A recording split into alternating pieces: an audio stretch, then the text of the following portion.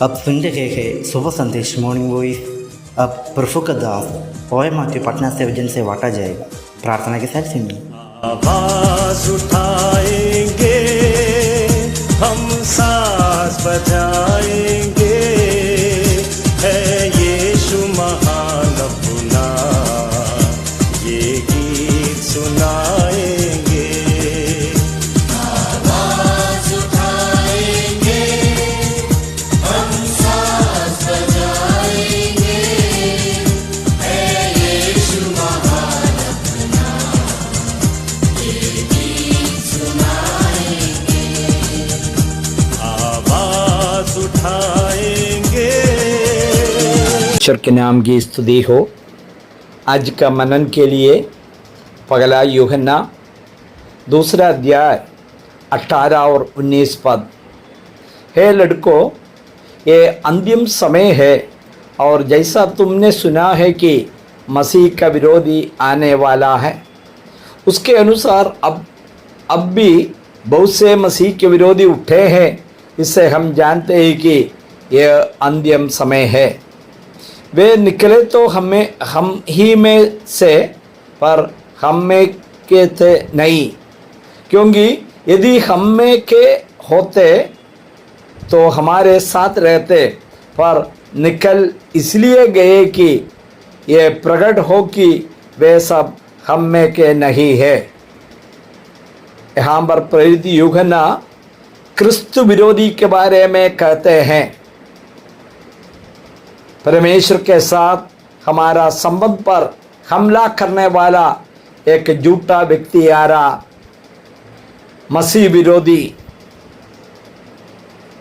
पौलुस ने माफ कीजिएगा, यूहन्ना इसी प्रकार बताते हैं कि प्यारे बच्चों, हमें मालूम है यूहन्ना अपना बुजुर्ग अवस्था में है, इसलिए उसमें कोई गलती नहीं अपने विश्वासियों को बच्चा कहना। तो उन बच्चों को उन्होंने बताया यह अंतिम घड़ी है। यूहन्ना यीशु के पुनरुत्थान की निरंतर आशा में जी रहा था और अपने समय को अंतिम घड़ी मानता था। हमें भी यही आशा रखनी चाहिए कि ये जानते हुए कि प्रभु का पुनरागमन किसी भी समय हो सकता, ये हमारी आशा होना चाहिए।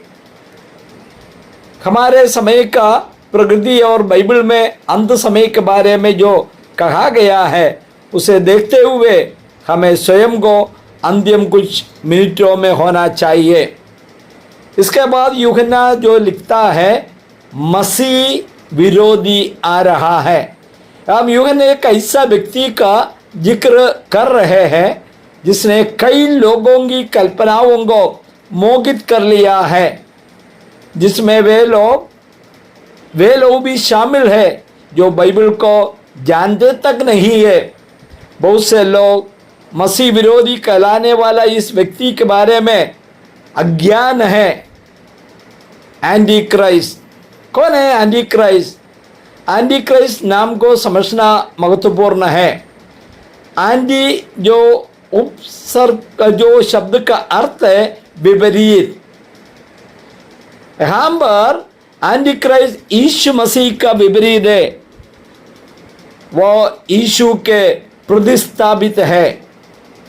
अधिकांश लोगों ने यीशु के विपरीत की धारण पर ध्यान केंद्रित किया है। इससे उन्हें यह लगता है कि मसीह विरोधी एक अत्यंत दुष्ट व्यक्ति के रूप में प्रकट होगा। उसका मानना कि जिस प्रकार यीशु ने भलाई के कार्य किए हैं, उसी प्रकार मसीह विरोधी बुराई करेगा। जिस प्रकार यीशु का चरित्र और व्यक्तित्व सुंदर और आकर्षक था, उसी प्रकार मसीह विरोधी का चरित्र और व्यक्तित्व जो बुरा और घृणित होगा। जिस प्रकार यीशु ने केवल सत्य बोला, उसी प्रकार मसीह विरोधी केवल झूठ बोलेगा। वह यीशु के विपरीत के धारण पर अत्यधिक बल देता है, लेकिन यह सब गलत बात है। वास्तव में मसीह विरोधी यीशु के स्थान पर होगा। वह सुंदर, आकर्षक और सबल होगा। वह एक विजेता राजा के रूप में जो लोगों के बीच में, दूसरे शब्दों में कहा जाए, प्रकाश के दूतों के रूप में प्रकट होगा, तभी लोग उन्हें अंगीकार करेगा। कुछ लोगों ने ये सवाल उठाया है कि क्या ये एंटी क्राइस्ट एक व्यक्ति होगा या एक राजनीतिक व्यवस्था। ये वास्तव में एक छोटा सा अंतर है, क्योंकि एक अर्थ में एक व्यक्ति और एक राजनीतिक व्यवस्था दोनों होगा।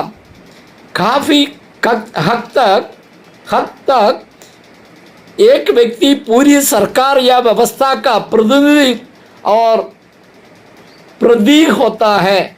हमें मालूम है हिटलर के बारे में, जो 1930 और 1940 में जो जर्मनी के जो में शासन करता था, हिटलर एक व्यक्ति के रूप में और नाजी जर्मनी का राज्य के रूप में लगभग एक ही था। इसी प्रकार एंटी क्राइस्ट एक व्यक्ति है, लेकिन वह एक शक्तिशाली सरकार से भी जुड़ा होगा। मसीह विरोधी आ रहा है, अब युगना कह रहा मसीह विरोधी आ रहा, लेकिन अभी भी जो कई मसीह विरोधी आ चुके हैं। यहाँ पर मसीह विरोधी और कई मसीह विरोधी में अंतर है। मसीह विरोधी की एक आत्मा होती है और वह आत्मा एक दिन मसीह विरोधी में अपना चरम पूर्णता पाएगी, जो अंत समय में मानवता को परमेश्वर के विरुद्ध केंद्रित करने का नेतृत्व करेगा। एक लंबा विषय है, जो एक बात से इतना कहते हुए मैं समाप्त करना चाहता। क्रिस्त विरोधी आ रहा, एंटी क्राइस्ट, इसलिए हमें सतर्क रहना। ये अंतिम घड़ी है, अपने आप को तैयार करना। हमारा पूरा ध्यान यीशु मसीह पर होना चाहिए। ये संदेश आपके लिए लाभदायक होने पाए, मैं इतना ही कहते हुए संदेश को समाप्त कर रहा हूँ। प्रभु के नाम की स्तुति हो, आमीन।